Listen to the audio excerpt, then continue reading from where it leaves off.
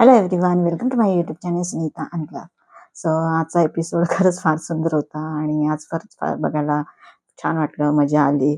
आणि सगळे जे गेममध्ये आता वेब सुरू होतोय, टर्न अँड ट्विस्ट होत आहे, तर ते सगळं बघायला मजा येते आणि उद्या अजून बघायला मजा येईल. सो पण आज मग तो जो कालचा जो एपिसोडमध्ये जे आलेले राकेशची आई आणि बहीण आणि ते लोक होतेच तिथे, आणि मग तोच कंटिन्यू त्यांनी एपिसोड दाखवला. मग त्याच्यामध्ये सांगत होतो, बहीण म्हणाली होती की मी राखीशी बोलणार. तुम्हाला वाटलं की ही राखीशी काय बोलते, कसं बोलते, पण इतक्या चांगल्या रीतीने आणि इतक्या छान रीतीने तिने तिला सांगितलं.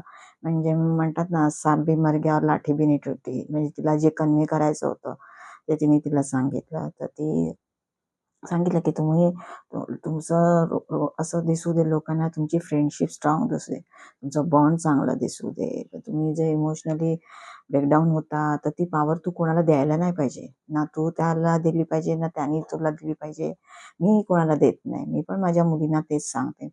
तर इतक्या चांगल्या रीतीने तिला समजलं आणि नंतर बोलली सुद्धा ती की समजने वाले को इशारा काफी है. अँड ऑल्सो लेटेस्ट ही राखी येते. आता ती तर सगळ्यांना माहितीच आहे. तिला कोणी समजावू शकत नाही. तिला जे करायचं असतं ते करतेच ती. आणि नंतर मग तिच्या आईने छान गाणं वगैरे म्हटलं आणि नंतर ती म्हणाली की जेव्हा मी गाणं म्हणेन तेव्हा तुम्ही मला सगळ्यांनी साथ द्या. तर मग ते सागर आणि विशाल साथ द्यायला लागले. तर मग दीपालीनी जस्ट त्यांना सांगितलं की तुम्ही थोडं हळू बोला. तर इट्स ओके ना. तो त्यांचा स्क्रीन टाइम आहे किंवा एक पाहुणे आले तर आपण म्हणतो ना की बाबा त्यांना बोलू द्या. ते ठीक आहे, ते म्हणाले की तुम्ही साथ द्या म्हणून तुम्ही साथ देताय. तर जस्ट तिला काही तिचं स्वतःचं म्हणतात ना, मीपणा दाखवायचा नव्हता दीपालीला. अरेरावीपणा नव्हता करायचा. जस्ट ती बोलून गेली. तर तेही मग ह्या लोकांना वाईट वाटलं आणि म्हणतात स्वतःला किती शहाणी समजते, आणि त्याच्यावरती ते लोकं पण रिॲक्ट करायला आणि लागले. आणि त्याच्या आधी पण ते राखीचं जे दाखवलं, तर आता सगळ्यांना माहिती आहे की राखीचं एज काय आहे, 47 आहे. तुझं एज काय आहे, जवळजवळ राखीचं तिचं 47 आहे. सो राखी जे जसं बिहेव करत होती की बाबा एक नवीन मुलगी आहे, त्यांचं जस्ट काहीतरी जमलंय आणि मग त्या मुलाची आई आली तर त्याच्या ते मागे पुढे करणं, ते कितपत योग्य दिसतं. आणि तुमचं वय काय, तुम्ही करताय काय, आणि तुमची हिस्ट्री सगळ्यांना माहिती आहे राखीची.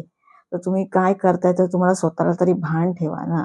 तर आता ती दीपाली तेही तिला बरोबर बोलत होती की बाई, आता ते लोक बोलत होते तेव्हा चहा घेऊन गेली ते ठीक आहे. आता त्यांचा तो मी टाईम होता. त्यांना थोडंसंच म्हणजे बोलायला त्यांना टाईम मिळतो. तो त्यांना मिळाला होता, त्यांना दिला गेला होता. तर त्याच्यामध्ये पण आणि विशाल जडशाणा तिला सांगतोय की "जा, जा लड्डू लेके जाओ." तरी मग दीपाली वेगळ्या वेनी तिला बोलली.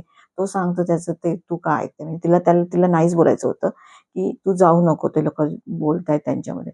मग त्याच्यामध्ये पण तिला राग यायला, ही काय मध्ये-मध्ये बोलते आणि सांगते आम्हाला हे करू नका, ते करू नका. हिला जेलसी आहे. तर दीपालीला काय जेलसी असणार आणि काय असणार? तर दीपालीचं तर काय कालचं जे तिचे जे इमोशनचे बर्स्ट झालेत आणि बाहेर आलेत आणि द वे सगळं झालंय. म्हणजे काही-काही लोकांचं असं ट्रोल, सगळेजण असं पण ट्रोल केलं जातं की ऑफकोर्स काल मी पण माझ्या रिव्ह्यूमध्ये बोलले की दीपालीचं मला नाही झालं कनेक्ट, की ती तुम्ही जेवढं म्हणता की तुम्ही इमोशनल आहात वगैरे आणि मग नंतर तुम्ही दाखवताय, लोकांना सांत्वन करताय आणि जेव्हा तुम्हाला तुमच्या सासूबद्दल कळतं, तेव्हा तुम्ही एकदम असं एकदम वेगळ्या रीतीने रिॲक्ट केलं. त्या रीतीने म्हणजे आम्ही असं म्हणत नाही तुम्ही ओक्साबोक्शी रडा आणि ड्रामा करा. पण द वे तिने जे आय मीन तिचे जे इमोशन्स बाहेर आलेच नाही फ्रँकली स्पीकिंग. मग तुम्ही काय करताय? मग तुम्ही गेम खेळताय, तुम्ही एक काय पर्सनॅलिटी आहात? ऑफकोर्स तुमचं काहीही असेल तिथे बाहेर, पण मग एखाद्याची न्यूज, एखादा माणूस गेलाय त्याची न्यूज जेव्हा तुमच्याकडे येते, तेव्हा तुमचं कसं रिॲक्शन असलं पाहिजे? तर तिथे कुठेतरी दीपालीचं कळलं नाही. तिच्या नकळत झालंय, काय झालंय, पण ते कुठेतरी खटकलंय. आणि मग नंतर त्याच्या आईने पण छान गाणं वगैरे म्हणाली आणि मग ते लोकं गेले. नंतर मग राखीचे भाऊ-बहीण आले. म्हणजे एक्सपेक्ट करत नव्हते, कारण आता सगळ्यांना ते माहिती होतं की तिचं कोणाशी ती कॉन्टॅक्टमध्ये नाहीये. ती एकटीच राहते अँड ऑल.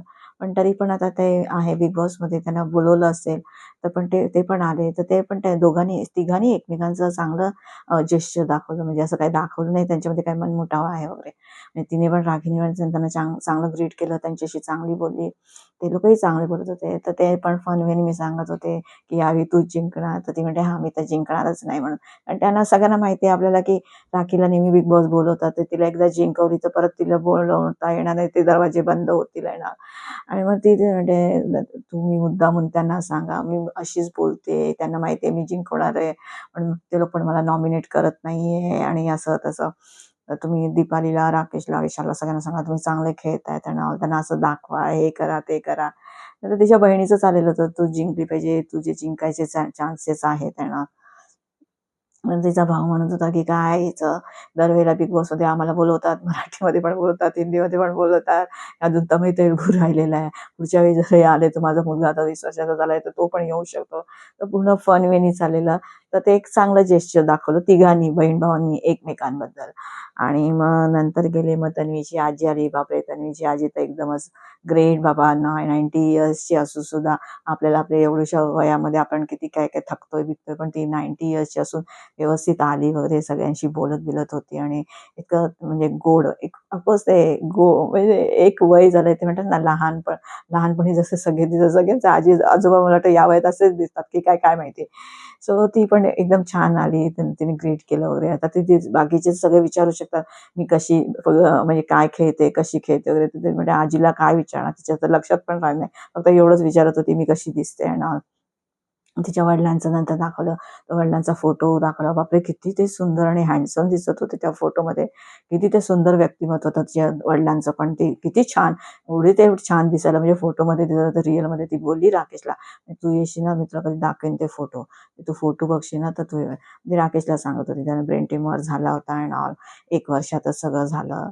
तिच्या आईचा कधी काही उल्लेख नसतो तिच्या बोलण्यामध्ये. तर ते काय म्हणतात ना, स्टोरी आहे ती कधीच बाहेर आली पण नाही, माहिती पण नाही.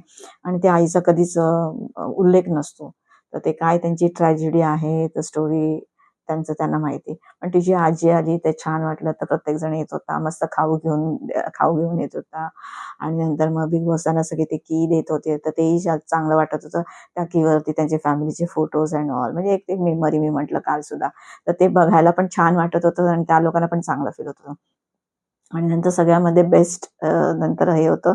नंतर बाबा सागर. सगळेजण बसले, आता सागरचे येतील म्हणून सगळेजण तिथे गार्डन एरियामध्ये सगळेजण खाली बसले, की बाबा हे येतील तर यांचं आपण ग्रीट करूया वगैरे.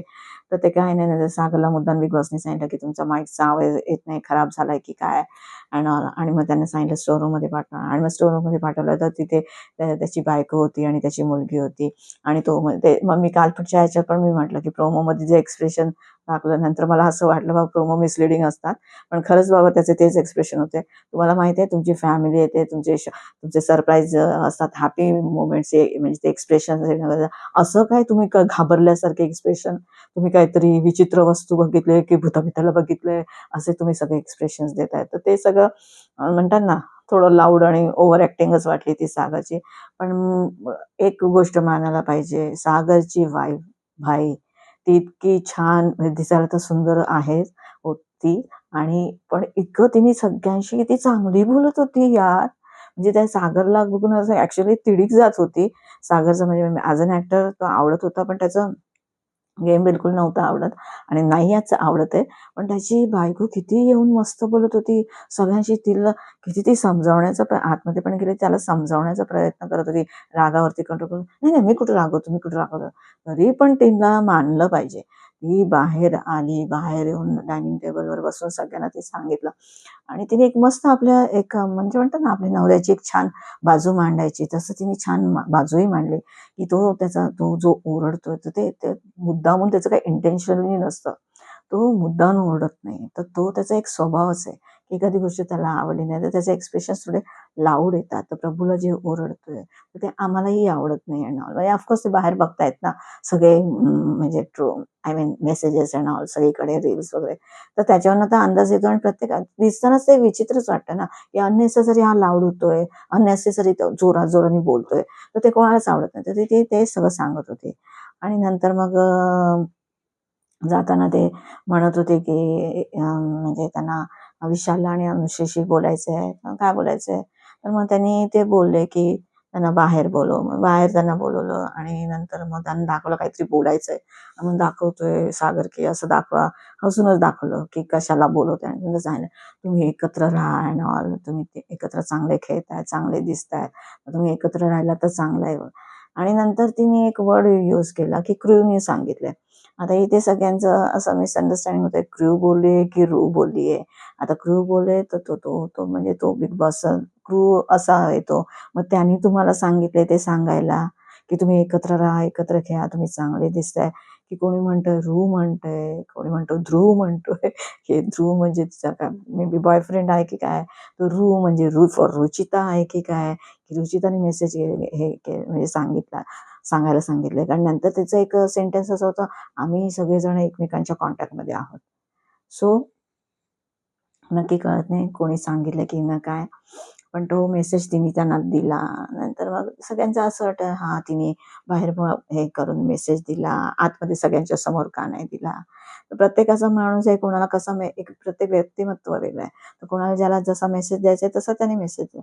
तसं राकेशच्या बहिणीने इन फ्रंट ऑफ एव्हरीवन सगळ्यांच्या समोर दिला, की तुम्ही चांगले काटा आहात, तुम्ही चांगले खेळा अँड ऑल.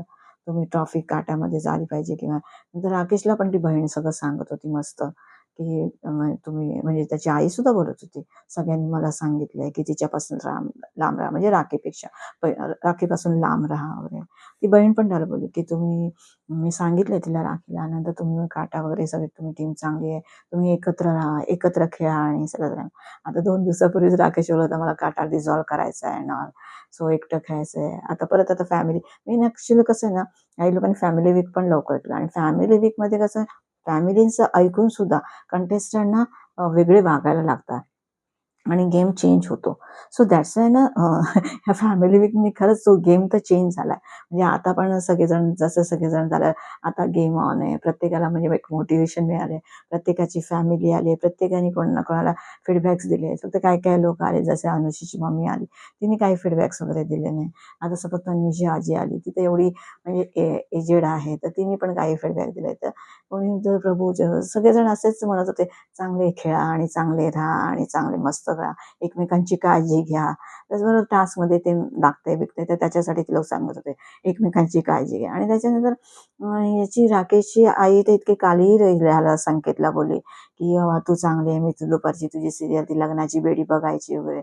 आणि आज पण ते त्याला सांगत होती, हां, तुम्ही आज आता मी सगळ्यांना जाऊन सांगणार, की मी संकेतला भेटले होते. म्हणजे किती चांगलं जेस्चर आहे. तू किती संकेत किती लहान, ती किती एक मॅच्युअर्ड लेडी आणि सीनियर लेडी आणि ऑल. ती त्याला एवढं प्रेझ करत होती. तिचा मुलगा एवढा मोठा ॲक्टर असताना ती त्याला प्रेझ करत होती. आणि गेल्यानंतर हा संकेत काय बोलतोय, की नाही कालपर्यंत सगळं बरोबर होतं. आज जरा न्यूट्रल होतं. आज जरा वातावरण चेंज झालंय. काय वातावरण चेंज झालंय? प्रत्येकजण आपापल्या व्यक्ती येतो. तर आपल्या मेंबर्सना, आपल्या फॅमिलीतल्या लोकांना चांगलंच म्हणून ना. आता तुझी वाईफ पण आलेली ना, ती पण विशालला काय-काय बोलून गेली. तर ते नाही हे झालं. लगेच मग विशाल हां, हां, तू बरोबर बोलतो, बरोबर बोलतो. सो असं नाही लोकं म्हणजे कसं आहे, म्हणजे असं झालं की जशी ज्याची मेंटॅलिटी आहे आणि जसे तुम्ही लोकं आहात, तसे तुम्ही एकत्र झालायत का? जसे तुमचे वाइब्स मॅच होतायत, तसे तुम्ही एकत्र झालायत का? माहिती नाही. आणि अनुषेचं तर आपण बघितलं, की लेटर जेव्हा आलं तेव्हा मिळालं नव्हतं, तेव्हा केवढी रडारड तिची चाललेली होती. आणि तीच अनुषी काल आई आली, तर ती स्ट्राँग होती. ती रडलीच नाही. कळतच नाही म्हणजे आपणच लोकांना कसं म्हणतात ना, गृहीत धरतोय, की आपणच लोकांना जज करतोय. म्हणजे दीपाली रडली नाही, अ, तिचे रिएक्शन आले नाही, म्हणून आपण तिला बोलतोय.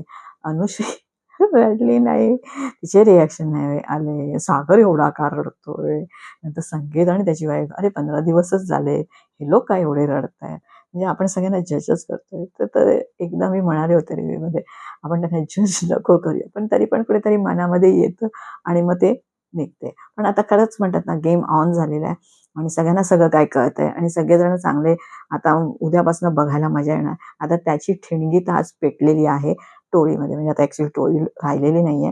पण आता तिकडे पण 5 आहेत, इकडे पण 5 जण झालेली आहे.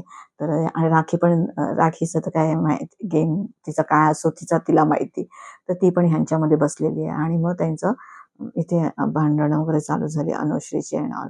मग तिचं ती म्हणायला लागले, ते अनुश्रीचा ना मुद्दा बरोबर होता, की तुला अहंकार आलाय, तू बोलतोयस असता आणि तो सरळ बोलतो, की मला तुमच्या लोकांची नाही गरज आहे. तर ती बरोबर म्हणत होती, की तू तोंडावर एक बोलतोयस, सगळ्यांसमोर एक बोलतो आणि एकटा असतो तेव्हा तू वेगळा बोलतो. टास्कमध्ये पण म्हणे काय ठरलेलं, आधी संस्कृतीला काढायचं, प्रभूला काढायचं, राखीला काढायचं, मग अनुषेला. म्हणजे कसं संकेश बरोबर बोलताना संकेतच्या फेवरमध्ये बोलणार, अनुषेशी बोलताना अनुषेच्या फेवरनी बोलणार. मग नंतर तिला तिला म्हणलं, "तू तर अशीच करत राहा." म्हणजे चाव-चाव म्हणजे बडबड करतच राहा. आणि नंतर म्हणे काटा टीमला पण इथे येऊन उभं केलं, तर ते पण तुझ्यावरती विश्वास ठेवणार नाही. ते तर आहे. अनुषेने स्वतःच्या हाताने स्वतःचं सगळं करून ठेवलंय. बँड बाजा बरात तसं वाजवून ठेवलंय. तिने म्हणजे काटामध्ये पण तिला कोणी विश्वास नाही ठेवणार, इथे पण तिला कोणी ठेवणार नाही. आता प्रत्येकजण एकमेकांचा तुम्ही कसं आहे ना, तुम्ही जेन्युइनली म्हणजे ना, तुमची फ्रेंडशिप आणि बॉन्डिंग असणं गरजेचं आहे. आणि मग तुम्ही गेमसाठी हे जे करताय ना, तर विशाल तर गेमसाठी करतोच हे सगळ्यांना माहिती आहे. आणि त्यामुळे त्याची आज स्टोरी पूर्ण रिकामी आहे. कोणीच नाहीये. तो सगळ्यांच्या खांद्यावरती पाय देऊन गेलेला आहे. हे तन्वी बोलते ते बरोबर आहे. अनुश्री काय करते? अनुश्री पण त्या दिवशी हेच बोलत होती ना, की आता तो कॅप्टन आहे, तर तोपर्यंत कॅप्टन्सीपर्यंत आपण त्याच्यावर राहू, नंतर बघूया आणि ऑल. तर तुम्ही गेम खेळता आणि गेमच्याच नादामध्ये आज तुम्ही एकमेकांशी भांडायला लागलाय. आणि नंतर मग तो म्हणायला लागला, एवढे जर तुमचं कारण त्याला कळायला लागलं विषयाला, ही माझा गेम एक्सपोज करते. कारण बरोबर आहे, इव्हन संकेतला ती चुगली पण टाकली होती. तरी हा उलटा फिरतोय, नाही मी हे असं बोलत होतो तसं. त्याचं तेच आहे, त्याच्यावरती शेकलं. ती बरोबर बोलली हे अनुषी, की ह्याच्या अंगावरती काहीतरी शेकलं. याचं पितळ कसं उघडं पडायला लागलं, याचं खरं बाहेर यायला लागलं, की याचा नुसता तिळमाट होतो. म्हणजे ते सगळं दिसतंय विशालचं. तर त्याला कळलं तो एक्सपोज होतोय तो. मग मला हिच्यावर राहायचं नाही, मग तोडून टाका वगैरे. मग राखी जोराने अगदी डोळ्यांनी त्याला इशारे, "विशाल, विशाल" करून, "असं करू नको, असं करू नको." म्हणजे तिलाही कळलं, की आता ती वेळ नाहीये, की ही गँग आपण आता टोळीच बोलू, की ही गँग आता तोडायची आहे ना. कारण आता सगळे तिथे एकत्र राहणं गरजेचं आहे. कारण तिथे ते 5 एकत्र आहेत. पण हे लोकच एकमेकांशी भांडतायत आणि एकमेकांना ब्लेम करतायत आणि बोलतायत. तर ते इतकं चुकीचं दिसत होतं. तर विशाल इतका तो स्वतःला शहाणा का समजतोय कळत नाही. म्हणजे त्याला असं मी पण आले, जो तो विशाल हे करतात, मास्टर माइंड बोलतायत आणि सगळेजण बोलतायत, तर त्याला गर्व आलाय, अहंकार आलाय. तर ती जी अनुश्री बोलते ती बरोबर आहे आणि ती रडायला लागली आहे ना. म्हणजे मी पण ह्या टास्कमध्ये मी याच्यासाठी केलं. मला पण त्याच्याबद्दल प्रेम आहे आणि ते मी पण जाऊन त्याच्या अंगावरती उडी मारली, तर मला पण किती आनंद झाला होता. सगळं बरोबर आहे, पण शेवटी एंड काय झाला? एंड हाच झाला ना, की या लोकांचं पूर्ण भांडण झालं आणि मग नंतर तो तिथून निघून गेला. तावातावाने ओरडला वगैरे, "तोडून टाकूया, हे नाही, मला नाही राहायचं तुमच्यावर" आणि आतमध्ये गेला. आणि संकेत पण इथे असा बोलतोय, तिथे सागर वगैरे, "हां, त्याला अहंकार झालाय, त्याला गर्व झालाय, तो असं करतो" आणि तिथे आतमध्ये जाऊन हे करतोय. त्याच्याशी चांगला बोलतोय विशालशी आणि मग विशाल परत त्याला बॉटलमध्ये उतरवतोय. हां, ती पॉझिटिव्ह झाली आहे.